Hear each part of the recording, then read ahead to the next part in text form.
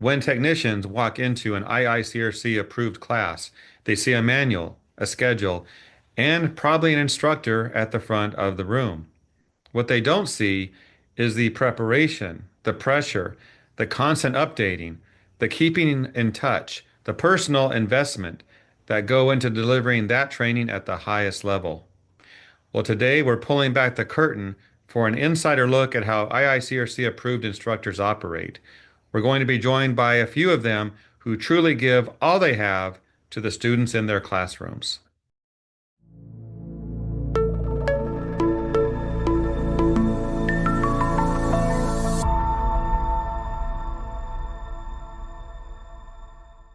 I'm with three of the most famous instructors in the industry, Darren, Rachel, and Chris.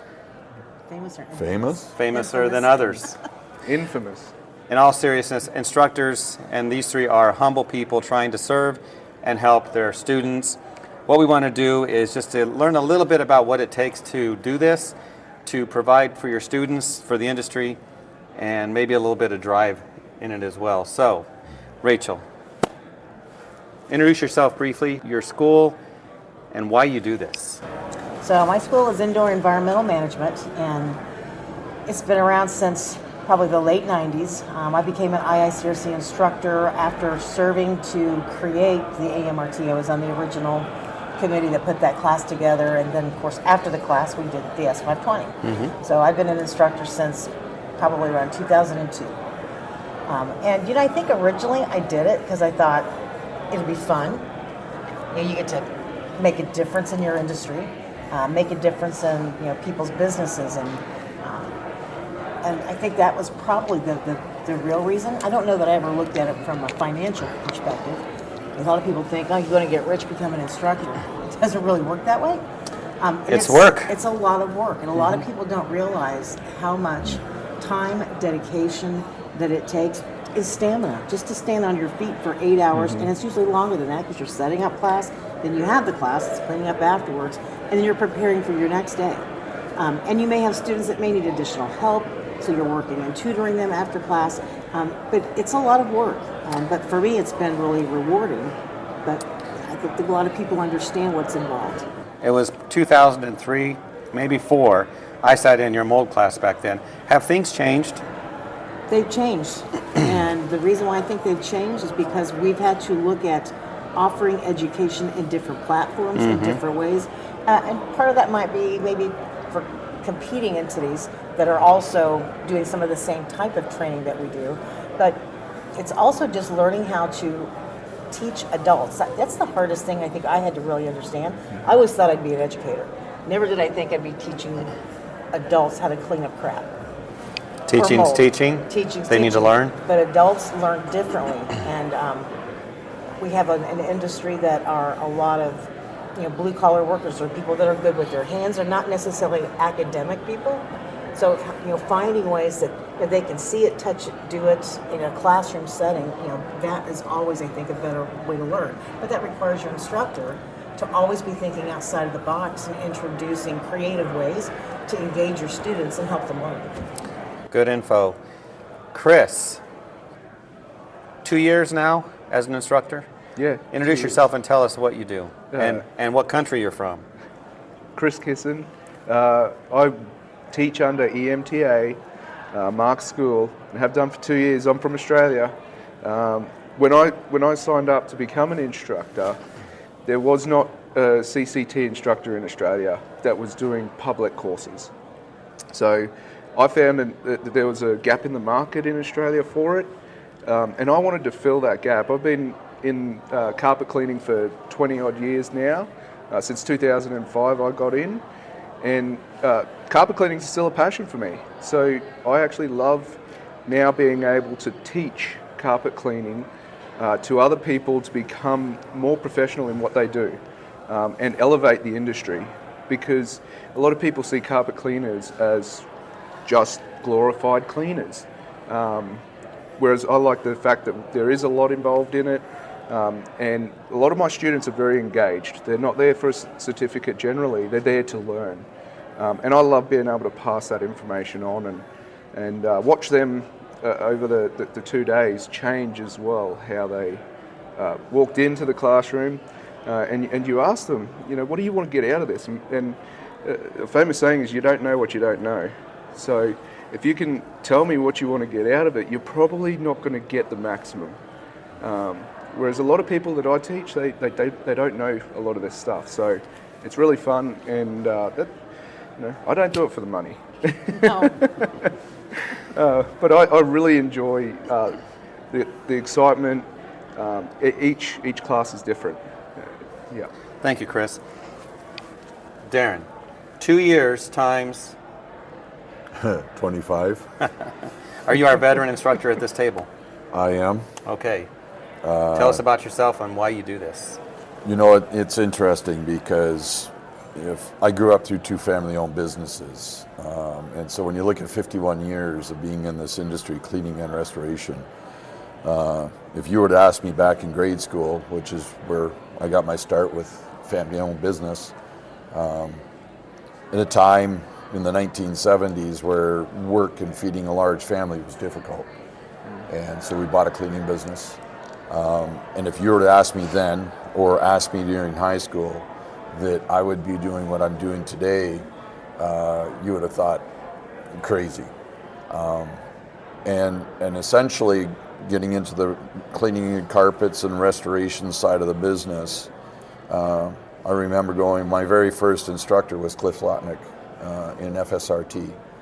And the way Cliff taught, the way he presented material, really helped me understand the importance of education.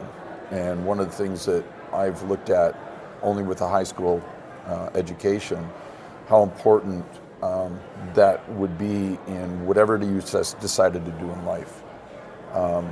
My next mentor, Tony Macaluso, really incredible instructor, and I've known him for a long, long time. And again, he made an impression on what he was teaching and how important, the subject was to be competent in what we do.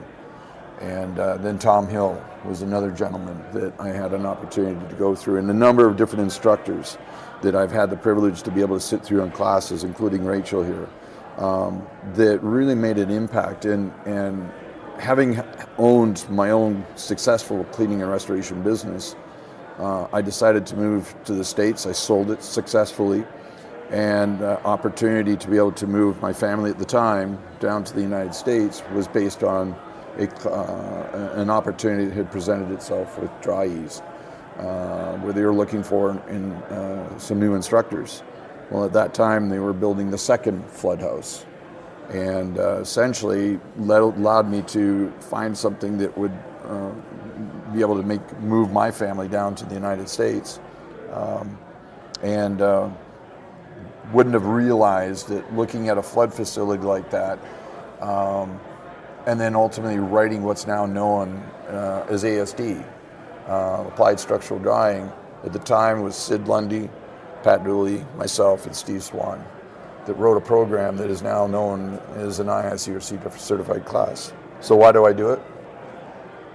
I saw an industry that looked after not only my dad's family and us siblings of 6 kids, and my mom and dad being 8, and saw how well it looked after my family, and then my own family getting into and maintaining the cleaning restoration side of the business, how it treated my family, and then be able to hand that back to others within the industry.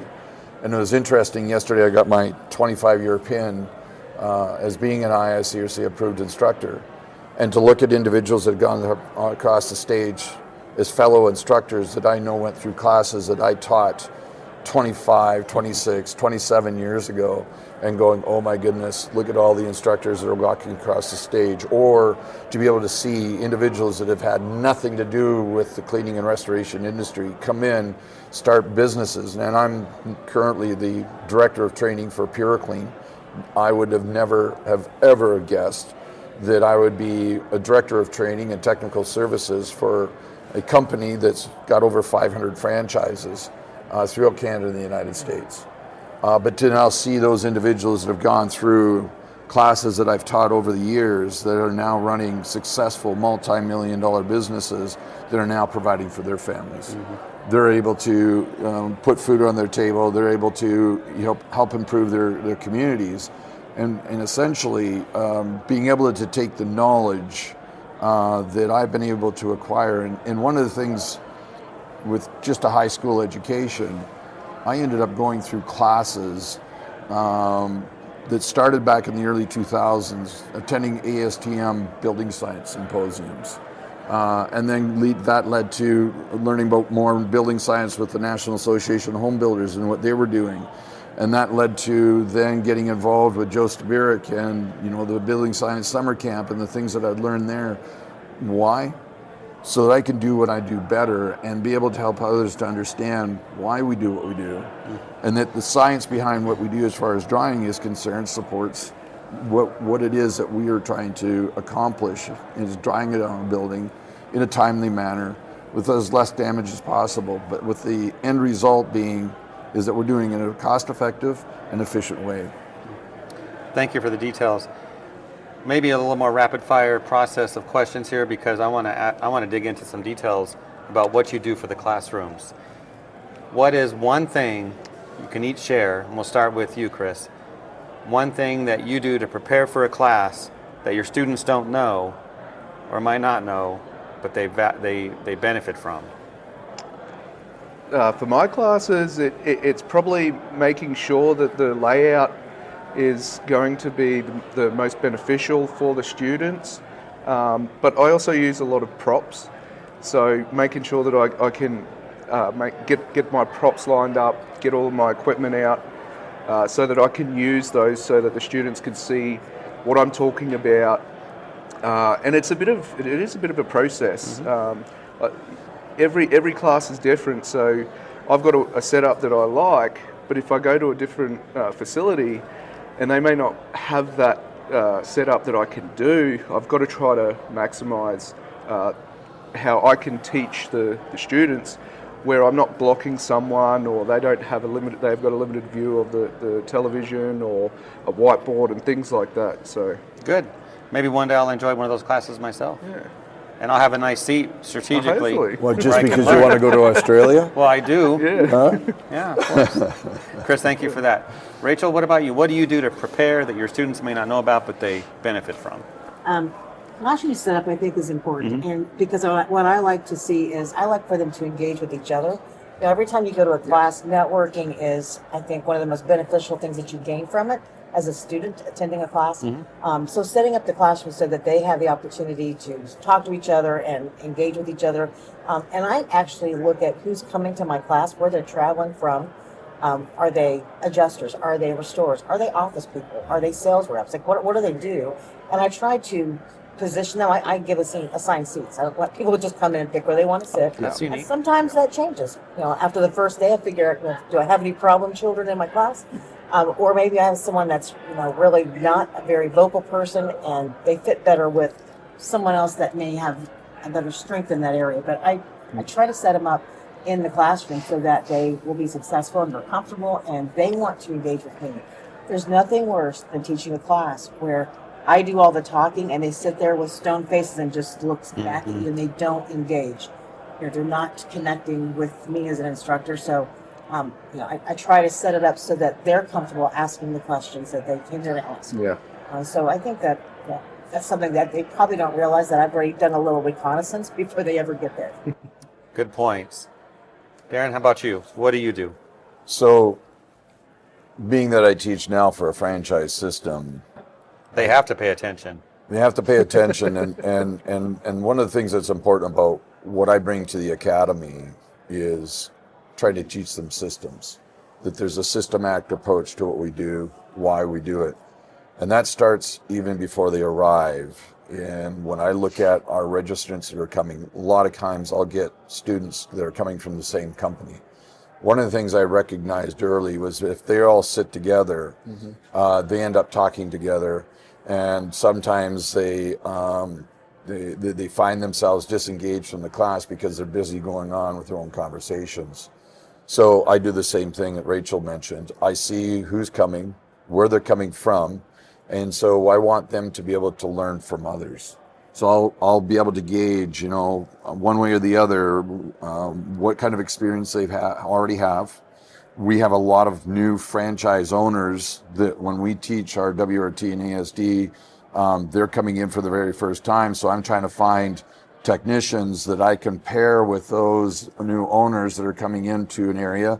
Are any of the technicians from that area, so that I can put them at tables that they might be able to develop relationships and networking with. But I also separate all the guys that come from the same company and I put them all at different tables. Because I want them to learn from one another. I want them to learn how to lead. If you've got some experience, I want to be able to see how do you take that and make it work with your table. And we have 6 groups and we have 6 different areas in the house. So it starts with systematic approach of what I'm going to put where, who I put where at those tables. And then essentially they all have responsibilities when they start going into the house. So there's a lot of work that goes into the pre-setting up. When they come to our academy, I want them to see exactly what a warehouse should look like. So it is neat, clean, tidy, because you're going to represent a company. We want you to represent based on a brand. The look, we already have set, before they even get there. Health and safety is paramount for us. It's a prime directive. So we already told them what you need to have for personal protection equipment, even before they come to the flood house. They don't have the right boots, they're waterproof, electrical resistant, etc. You're not going into the house. So we make sure that we are facilitating the things that are necessary with our students, so they get the best experience when they come. And we affectionately call what we do in our academy, we're teaching them a pure, clean way. We're doing things that others are not doing or that they don't see as being important. But when they walk away, and I get phone calls from owners all the time, our guys came back, they're energized. That's first and foremost, it's important to me. They come back energized. They came back with something that's like, oh my goodness, we've been doing it wrong. And then they go to the owners and say, we've been doing it wrong. Or they reinforce what it is that we need to be doing. So everything starts with setting up your classroom, making sure that there's everything that's necessary for those guys to be engaged. And to Rachel's point, it's got to be interactive. And so that's one of the things I look for when it comes to people at a table, creating interactive environments, not only with who they're at the table with, but also with the instructors that are teaching in the class. We do a lot of teamwork. Yes. Put people in teams. Sure. Because they tend to work better together as a team more than just by themselves over here in their own little island. So competitions, teamwork, and breaking those teams up and reorganizing teams throughout the week. Yeah. So if someone comes to your class, they might be thinking, I'm going to sit here in my own little space. That's not going to happen. They're going to be part of a team. I like that. As soon as they get comfortable with that team, we break them up and they keep doing it. Oh, boy. Well, and what's important about that is that they rotate areas in the house. So now if we told them the essential way that we want them to start the inspection process and how to do documentation and moisture mapping and whatnot, and then that table rotates to another area in the house and they get that documentation that they got from the team before and they're looking at it and going, well, that's not the way he told us to do it. What did you guys do? It forces them now to go back and have a conversation with the previous team and say, what did you do? How did you do it? And why did you do it this way? Because this is what we were told to do. So now it drives dialogue even within the classroom, because by the time they're finished that week, they've gone through 4 or 5 different areas of that house, and it's forcing them all to have to interact with all the tables that they started with originally in that house in their first assignment. Okay. Rachel, you said the words problem child. Let's dig into this a little bit. You then Chris. When you are teaching a class and some are there, maybe they're told to be there. They have no choice. And they're a problem. They talk, they disrupt, they're on their phone. How do you deal with that? Usually I can figure out who are going to be the problem students in the first hour on day one. Yeah. And sometimes it could be moving them to a different seat because of who they're sitting with. It could be having a conversation by themselves. And I like to do at the very beginning, I have everybody introduce each other. So I put questions on the board. Everybody writes down their answers about themselves, and then they exchange papers and they introduce each other, right? And so I have a pretty good idea from that first 30 minutes about the personalities that I have to deal with for the rest of that week. So, and sometimes you get people that, and one of the questions I ask is, why are you here? The what's in it for me question. And sometimes they'll tell you, well, I really don't want to be here. I was forced to be here. Or it could be, well, I was told if I didn't do this class, I don't get a raise, or I might get fired, or whatever the case may be. So that gives me another insight into What's the motivation? What's your motivation? And that a lot of times is their driving force to how successful they are that week. So, but having problem students, there's usually one in just about every class. Mm-hmm. And I will say this, for all the women, the females that are instructors as well, this has been a male-dominated industry. Mm-hmm. I was one of the first female instructors, especially for AMRT. And I've walked into classes and I've got some of my old school students that look up at me and they're like, what are you going to possibly teach me? Mm-hmm. I've been doing this for 30 years. The reason I'm here is because I had to have this piece of paper. So I have to earn their respect as their instructor, and so it's kind of a dual respect that you have to exchange between your students. And sometimes that's a challenge because not everybody has a positive mindset as to why they're there. I know in high school, if a kid caused trouble, they were just sent to the principal's office. They're out. Not the case here. They're there for a... They're there for a period of time to learn, really. More responsibility. And it sounds like you work with them, even if someone seems to be a problem. Mm-hmm. Have I ever offered to give a refund and tell people, here's your money back? Mm-hmm. People paid money to hear what I had to say, not to hear what you have to say or to argue with me. So I have offered to give money back to people and say be on your way. Not very often, but it has happened. To Rachel's point, you can usually gauge who wants to learn and who's simply there because they were told to be there. And sadly, there are individuals that I can pick out, and she's right, you'll know within the first few hours who those individuals there that are going to excel or those that are only there to warm the seat they're in. And I've actually gotten to a point where, based on how the week goes with certain individuals, I'll even pick up the phone, I'll call the owner, and I'll say, if for some reason they don't pass the exam, here's what I noticed throughout the week. And whatever you decide to do moving forward is entirely up to you. But if I'm an owner and I've spent, and I share this with the students, I've sent technicians to go to classes because I want you to be the best you can be. And I spend, and for them to come to South Florida, you've got the flights, you've got the accommodations, the 5 days of food, and et cetera, and cost of the class. That's a serious investment they've made in you. Absolutely. So I expect that you're going to make the same investment that these guys have put trusting you and that they see something. But if I happen to see throughout that week that they're not engaged, that I've had students, they're not even working in the house. But it's not only them being the problem child, it's the disruptions that they cause to the other students in the classroom. And that's taking away time for those other students, and I remind my students, and I'm very lucky, I don't come across too many problem child students in carpet cleaning. They're in Rachel's class. Because a lot of My class. because a lot of my students really want to be there. Most of them are sole operators, owners, or they work for a ma and pa business. So, but I do definitely reiterate to them that their owners or themselves have made a significant investment to be here, not just the investment on the course cost, but like Darren said, the travel, the time off of the site, off of work, but also to be fair on every other student in the classroom.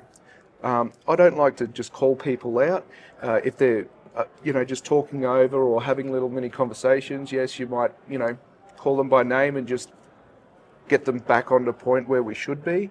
And if they continue that, I just will stop what I'm doing and just remind everybody in the classroom that we're all here to learn, okay? And that we want to make sure that we're respectful of every other student in the room as well.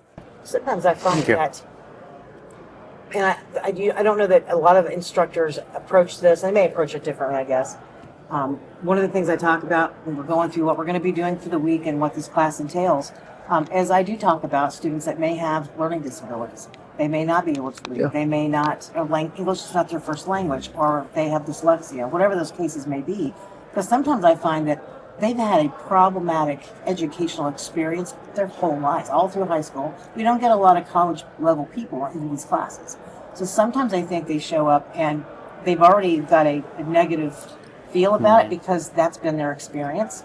So, I encourage people to come up and have private conversations, because there's things that we can do as instructors if we know this, whether it's giving them longer time for an exam, or where you sit them in the classroom. Maybe they have ADHD and they can't sit still.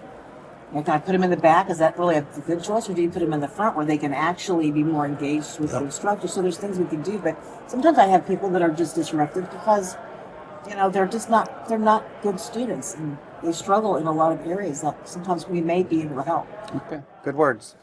Chris, you've been doing this a couple of years. When a class is over, is it over with you and the student? Or is there some consulting that can happen? Or is there just maybe a friendship? Yeah, Does so that happen? I do put my details on the board, and I'm happy to have my students reach out to me if they've got questions. Because, like I said, I got into it because I want to elevate the industry. I want to make it better. And I network with a lot of carpet cleaners. It's not my main gig teaching. I've got a full service restoration. But I network with a lot of carpet cleaners, and I would rather them give me a call and I can help reinforce their thought process. I don't give them answers. What did we learn in the class? What is your thought process? So that it sticks in their mind. And then they can run down that track. I think doing that's going to be more beneficial for me as an instructor eventually when I get to the 20 and 25 year stage, because I'll have a larger database of students that if they enjoy your class and you are available for them, obviously you don't want them calling you all the time, but if you're available for them, they're going to keep referring other people to your classes as well. So I really do like that. And I had Joe Dobbins as my ASD instructor. And now Joe is a great mentor of mine, and same thing. He put his details on the board, and I had back and forths with him over the many years, and I think that is one of the best things that I can do to help my students. It's, even after the second day of carpet cleaning class, I actually have to tell people you can leave now, because and I think that's a good point. That you have to. They're sitting there waiting for something else to happen. They're not just like as soon as you stop talking, they get up and run off. So that's a testament to your class. Yeah. Rachel, how many students have you had? And I'm going to ask you the same question. Be thinking about it. At one point, I think I had certified 60% of the individuals that had AMRT certification. Oh, we're going to get a number from you. Because that was traveling, that was a road warrior, right? You get home on a Friday, you do your laundry, repack, you're out the door on Sunday, and 44 weeks out of the year, including weekends and holidays, you train a lot of people over a span of 23 years, right? I would have to say in excess of probably in excess of 15 to 17,000 students. Well, that's a lot of people. And that's for a class. We give away awards for instruction to teach the most classes. Well, if I'm teaching a bunch of one-day odor classes, that's a lot easier to do. When you're teaching a 4-day class and that's your primary course that you teach, that's a lot of people to get through in a year. There's a reason why I'm asking this question. You'll see in a second. Darren? So doesn't have big. We're not auditing you. no, and that's something, because when she said that number, I was somewhere in probably between 13 to 15,000 students since 1999. So definitely seen. We're at 30,000 plus, and Chris, you've done 15. 15 people. 15,000. Probably. No, maybe I think 500? I've only done about 80 to 100 students in my classes. I don't run a class very often. So, Well, it's- 2 to 3 You're, times you're a a new year. instructor. New instructor, yeah. So, I mean, I remember when I hit 50 and I celebrated that. So, That's a nice nice deal. It's, definitely nowhere near the I get thousands that I'm on one sitting class next to. sometimes. So here's my question. I have 2 more questions for you. Chris, we'll start with you. You have a class next week. A student says, what do I need to do to get the most out of this? What do you tell them? Be attentive. I can teach people how to do the job that I'm there to teach them, but if they haven't got the right attitude and they don't want to be there, it's going to be very difficult. So it's just, if you've got some business you need to take care of, get that sorted out before the class, because I'm going to give you some homework and I really want you to make the most out of it. Yes, there's the exam and we're trying to get them through the exam, but ultimately it's after that. We want them to do, learn now so that they can do a better job later on. I think Be attentive. being attentive is the best thing. All right. Rachel, what's your word? What would you tell them? Be on time, be punctual, pay attention. If you're someone who gets distracted easily, sit in the The front mechanics row. of it? Yeah, sit in the front row. And kind of like Chris, AMRT it's a lot of information in a short period of time. And I send home homework. And I tell them up front, you're going to have to spend some of your own time in the evenings outside of our time together to study, to prepare for your exam on the last day. So do your homework, spend a little time every day to review what we talked about. And I give them a lot of tools in their manuals to help them. But if you're one of those people, you're going to wait till the night before the test to start, looking at the homework quizzes, well, you're probably going to struggle. Yeah. Okay. Darren, I know it's terrible going last. Anything to add? One of the things that I want my students to come away with is one of the best learning experiences and I talk about an experience. I'm not somebody that just simply teaches material in order for them to pass an exam. I teach why.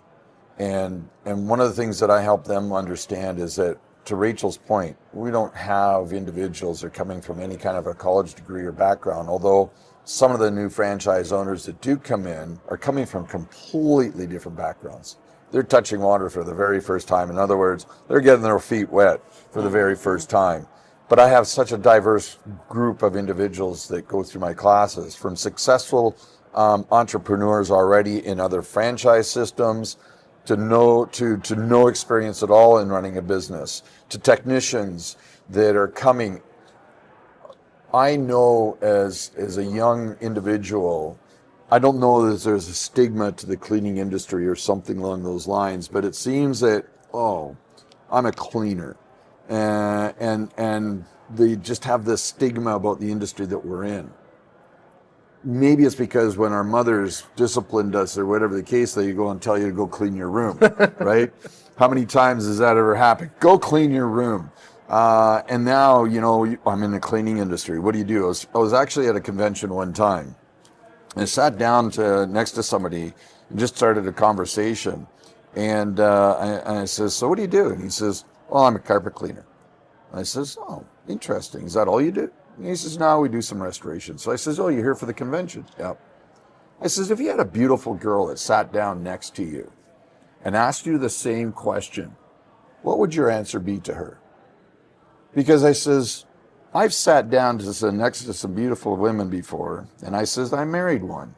But I said, at the end of the day, I says, if I had the ability to tell them, I change people's lives, do you think the conversation ends there? Like it did maybe with, you're just a carpet cleaner, you're just a cleaner. So the students that are coming in, it's all a perception.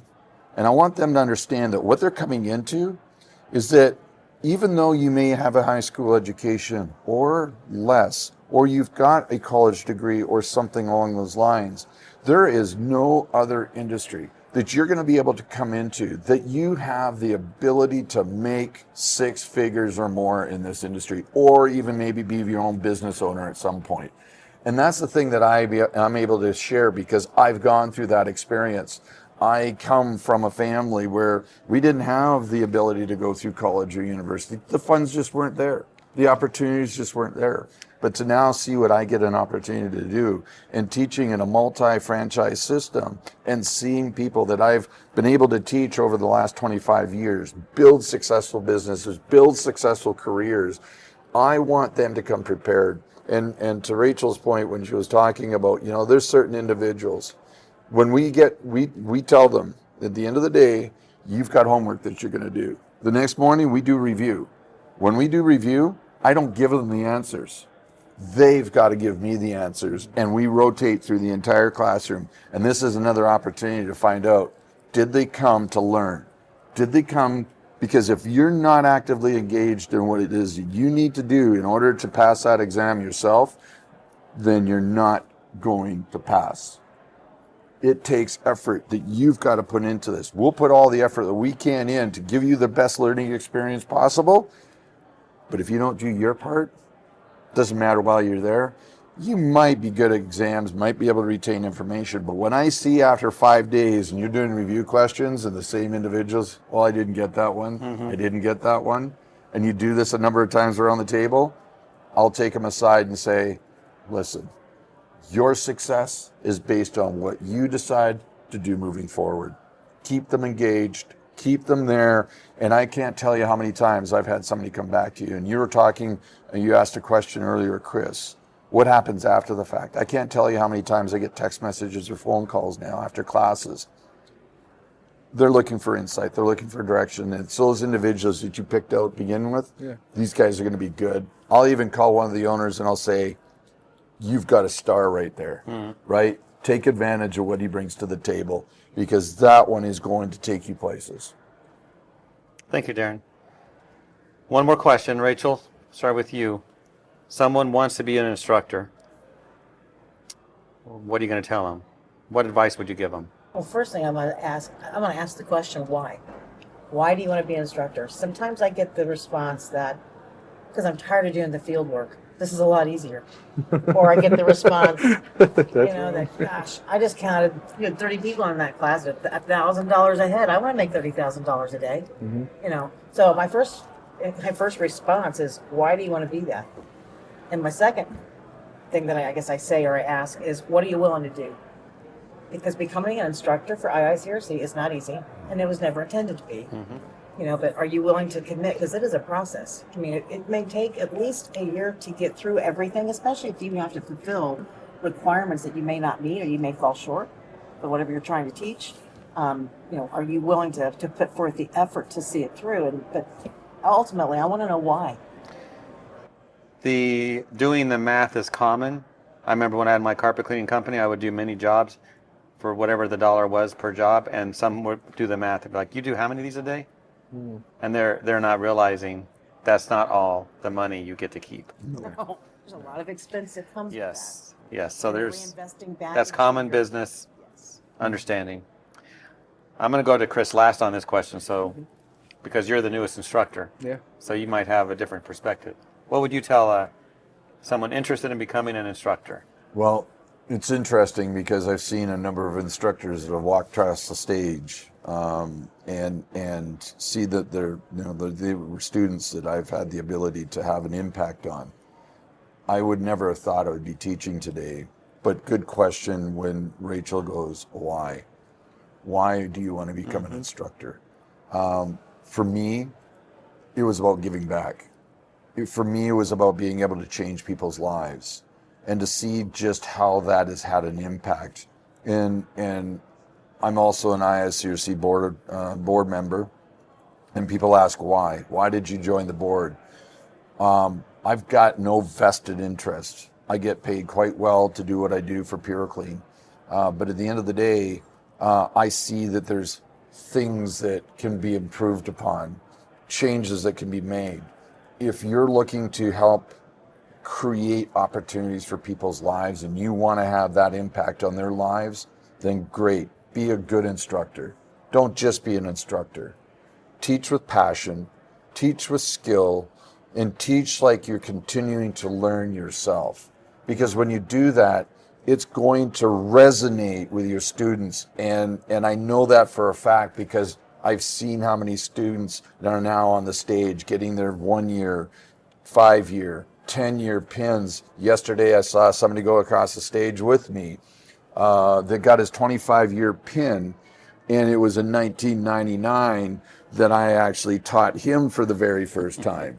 So I had no idea. I was like, Dick, you got your 25 pin. I says, I remember when you went through my class back in 1999. So, and here's the older man. He's probably got a few years more on me. I just turned 60. But at the end of the day, here he is, and he's probably in his 80s going across that stage. And it was interesting. They were looking at, they were giving a dollar bill away last night. And who had their IICRC card in their wallet? Mm-hmm. Who had the lowest registrant number? And it's fun when you go through these conferences to help better educate yourself and whatnot. And if there's CEC opportunities, I look through the registration form. Who's got a lower number than I do? My number is 5263. But somebody went across the stage yesterday. His number was 171, Pat Moffat. Yeah. Well, when you look at an individual, another guy that I've had an opportunity to attend classes with, you look at somebody like that that's had an impact on why you do it today. Take advantage of the instructors that you've had. Let them be mentors for you. And if you want to be a mentor for others, then become an instructor. Mm-hmm. Chris, can you top that? Well, I mean, Not asking you to. As a younger person, and we don't have a lot of instructors in Australia, but you know, Rachel and Darren both had the question why, and I look at when I signed up to become an instructor, and the why is there. But I think if someone came to me and asked, you know, what question would I ask them? I would ask them, are they willing to keep learning? Because being an instructor, yes, we're going to be delivering the course and teaching, but we have to keep learning that subject as well. So don't think that as soon as you become an instructor, that's it. You know everything that you're teaching, because I've had students in my classes that have been in the cleaning industry for 40, 50 years. And I tell you, when they come up to you at the end of the class and say, I didn't know this, that makes you feel Light bulb moments. The light bulb moments are amazing. And I think, because I have a passion for that, and you've got to keep learning. So that's the question I would ask is, are you willing to keep learning? Because some people think that you become a teacher because you know it all. That's and that's a good point. we're all students as well. We always come to conferences. We're constantly going to exhibitions to become a better instructor and better at what we can deliver for our students. A lot of times we learn from our students. I have people come to class that have been doing this a lot longer, or maybe they have a more expansive, diverse, background in industrial hygiene or whatever. And mold is just one very specific aspect. And so I learn from them, and what a great feeling to walk away and say, "Wow, I'm going to use that in my next class." Yep. We're taking a class from another instructor, and you learn from them things you can incorporate to make your class better. So learning is, and being an expert in your trade is, part of being a good instructor. Yeah. So thank you for the conversation today. For all those watching, 3 IICRC approved instructors who care about their students, great advice shared with the industry, and I know none of you are done doing what you do. It's funny, somebody asked me, like, how long do you think it will be before you retire? And I says, I don't think you'll ever retire, because when you retire, it's like you become bored. Then you come back. Yeah, and then you come back, and I can't tell you how many individuals, it's like they retire, but then they end up coming back. Why? This industry is a great family, and they care about one another, and we care about them, and that's one of the things where I really get the energy from, is being able to help others. And when I see that they're successful, there's no better occupation to do what we're doing.